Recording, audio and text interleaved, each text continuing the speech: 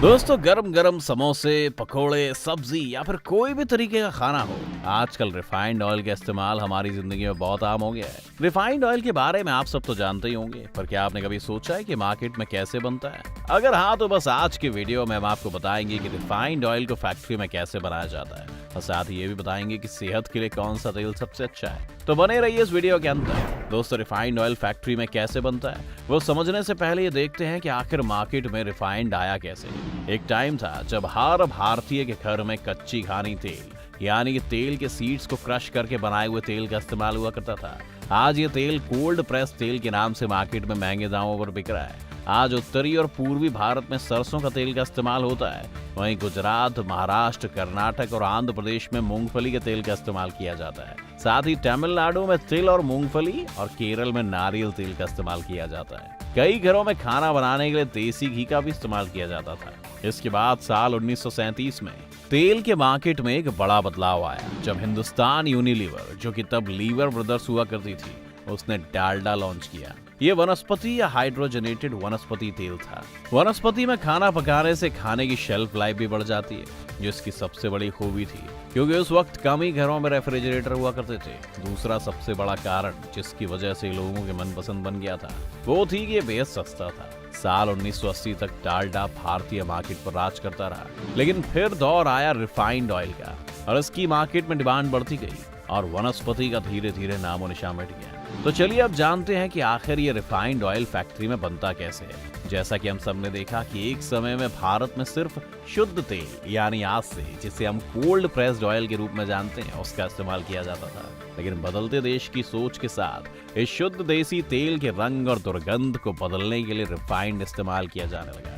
दोस्तों, अगर soybean refined oil बनाने की बात करें तो इसका सफर सबसे पहले खेतों में से शुरू होता है। सबसे पहले खेतों में से ट्रक और ट्रैक्टर में भरकर लाखों टन सोयाबीन किसानों द्वारा मंडी और फिर फैक्ट्रीज में लाया जाता है। फैक्ट्री में पहुंचने के बाद सोयाबीन को इस मशीन की मदद से साफ किया जाता है, फिर इसे एक बड़े से कन्वेयर बेल्ट पर अनलोड किया जाता है। इस कन्वेयर में स्टोन डिटेक्टिंग इक्विपमेंट्स और मैग्नेट्स लगे होते हैं, जो इतने टन्स में कहीं कोई मेटल पार्टिकल्स, छोटे कंकड़ पत्थर अगर रह जाएं, तो उसे अलग करने का काम करता है। इसके बाद सोयाबीन को मशीन की मदद से क्रश किया जाता है। इससे सोयाबीन के दो टुकड़े हो जाते हैं और साथ ही सोयाबीन के छिलके भी सोयाबीन के बीज से अलग हो जाते हैं। ऐसा इसलिए किया जाता है क्योंकि जब बीजों से तेल निकाला जाता है तो काफी तेल इन छिलकों में ही चिपका रह जाता है। अब छीले हुए सोयाबीन को बड़े से बॉयलर में डाला जाता है, जहां हाई प्रेशर और ज्यादा तापमान वाले उबले हुए पानी में सोयाबीन गल जाता है। इस गर्मी के चलते सोयाबीन के गलने के साथ साथ उसमें से सारी बैक्टीरियल इम्प्योरिटीज भी निकल जाती हैं।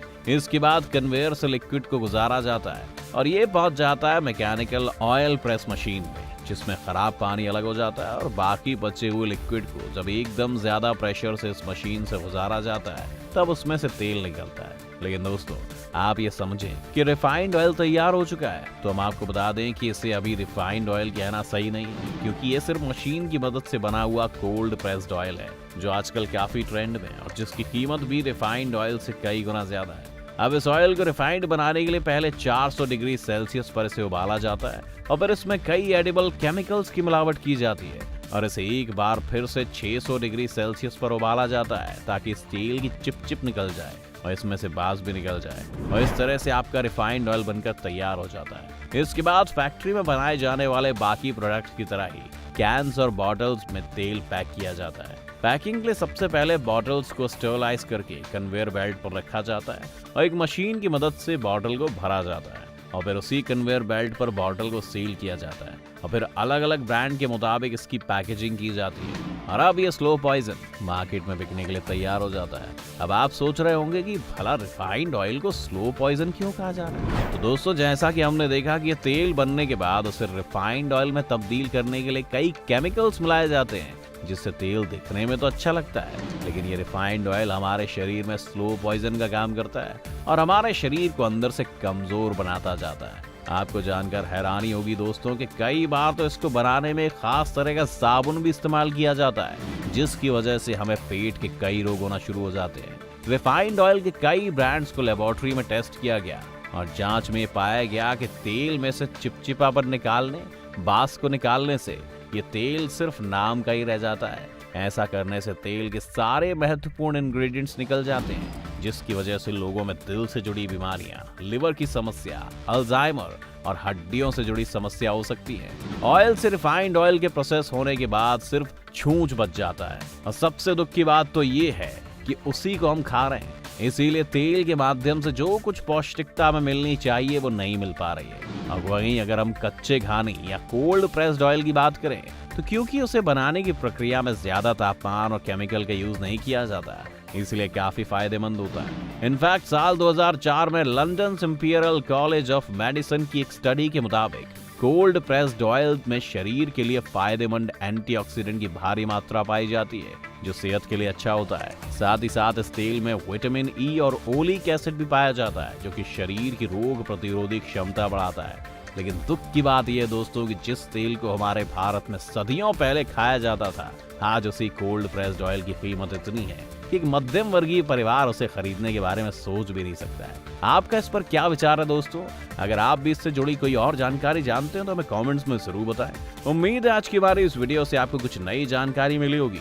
अगर आपको वीडियो पसंद आई हो तो इसे लाइक करें और ज्यादा से ज्यादा शेयर करें और साथ ही हमारे चैनल द मिस्टिकल लैंड को सब्सक्राइब कर नोटिफिकेशन बटन ऑन कर लीजिए ताकि आप हमारी आने वाली हर वीडियो का लुत्फ उठा सकें।